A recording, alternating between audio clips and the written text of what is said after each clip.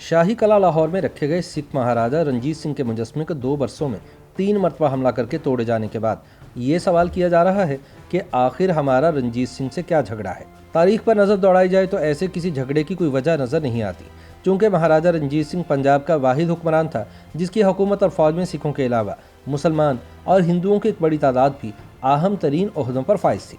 رنجیت سنگھ کا مجسمہ پہلا مجسمہ نہیں جو پاکستانیوں کے ہاتھوں اس حسن سلوک کا شکار ہوا۔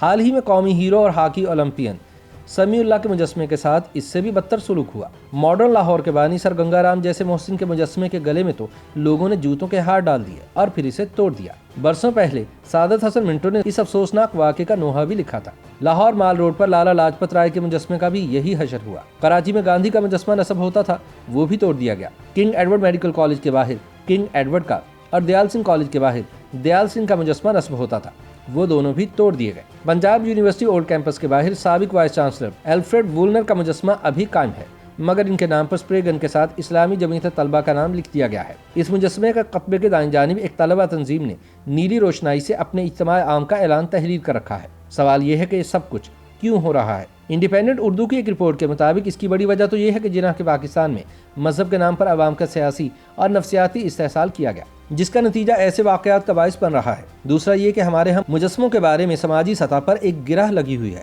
جسے کسی نے کھولنے کی کوشش نہیں کی۔ پاکستان میں مجسموں کو فنون لطیفہ کی بجائے بت پرستی کے حوالے سے دیکھا جاتا رہا ہے۔ چنانچہ قیام پاکستان کے ساتھ ہی ملک کی سڑکوں اور شاہراہوں کو بتوں سے پاک کرنے کی مہم چلی۔ پھر نہ گنگا رام جیسے لاہور کے محسن کے مجسمے کو امان ملی، نہ پاکستان کے حصے کے اثاثے پاکستان کو دینے کے لیے بھوک ہڑتال کرنے اور اسی دوران مارے جانے والے گاندھی کے مجسمے کو۔ تیسری غلطی ہم سے یہ ہوئی کہ قیام پاکستان کے بعد ہمارے ہاں قومی وحدت اور قومی یکجہتی پیدا کرنے کی کوشش میں یہ طے کر لیا گیا کہ ہر مقامی شناخت کی نفی کر کے ہم نے صرف پاکستانی ہو جانا ہے۔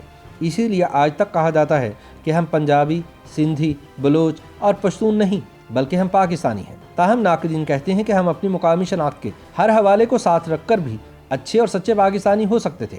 ہم اپنی علاقائی زبانوں سے پیار کرتے ہوئے بھی اردو سے محبت کر سکتے تھے، لیکن ان حوالوں اور ان شناختوں سے ستیلا سلوک کیا گیا اور قومی اسمبلی میں بلوچی یا سرائکی میں کوئی بات کرنا چاہے تو وہاں مسئلہ کھڑا ہو جاتا ہے۔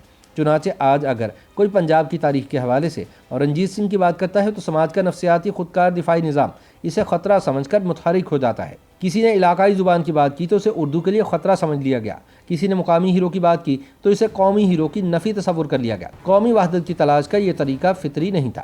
ناقدین کا کہنا ہے کہ پاکستان میں تو مقامی شناختوں کے موتی لے کر قومی وحدت کی مالا پیروئی جانی چاہیے تھی، کیونکہ اپنی تہذیب اور روایات سے محبت انسان کی فطرت میں ہے۔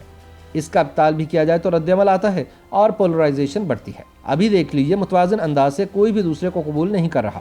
ہر وقت سماج میں صف بندی کی سی کیفیت رہتی ہے، کوئی راجہ داہر کو ہیرو بنا رہا ہے اور کوئی رنجیت سنگھ کے رجس پڑھ رہا ہے۔ اس سے ظاہر ہے رد عمل آتا ہے۔ ضرورت اس بات کی ہے کہ سماج کی حساسیت کا جائز حد تک احترام کیا جائے، ورنہ کسی بھی معاشرے میں فالٹ لائنز بڑھتی ہیں اور فالٹ لائنز بڑھتے چلے جانا کوئی حکمت نہیں ہے۔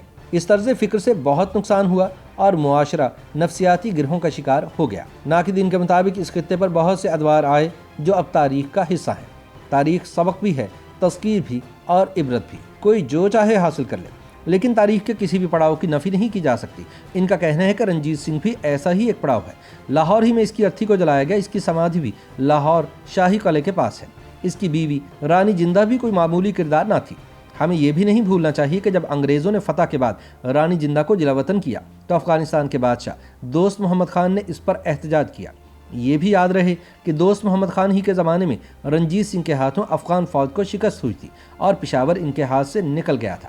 یہی نہیں بلکہ افغان فوج کی کمانڈ امیر دوست محمد کا بھائی کر رہا تھا۔ اس کے باوجود جب رنجیت سنگھ نہ رہا اور اس کی رانی سے بدسلوکی کی گئی تو افغانستان کے بادشاہ نے اس بدسلوکی پر انگریز سرکار سے احتجاج کیا کہ رانی جندہ کے ساتھ یہ سلوک تمام مذاہب کے ہاں قابل اعتراض ہے۔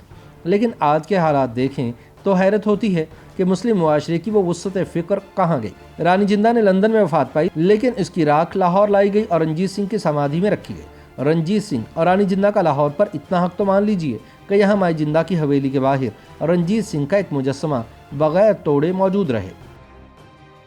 YouTube पर गूगली न्यूज देखने के लिए youtube.com की सर्च बार में गूगली न्यूज टीवी टाइप करें। गूगली न्यूज के पेज पर सुर्ख रंग के सब्सक्रिप्शन वाले बटन पर क्लिक करना ना भूलिए। YouTube पेज पर अपलोड होने वाली वीडियो से बाखबर रहने के लिए बेल आइकन पर क्लिक कीजिए। आपको हर नई वीडियो के बारे में नोटिफिकेशन मौसूल हो जाएगा।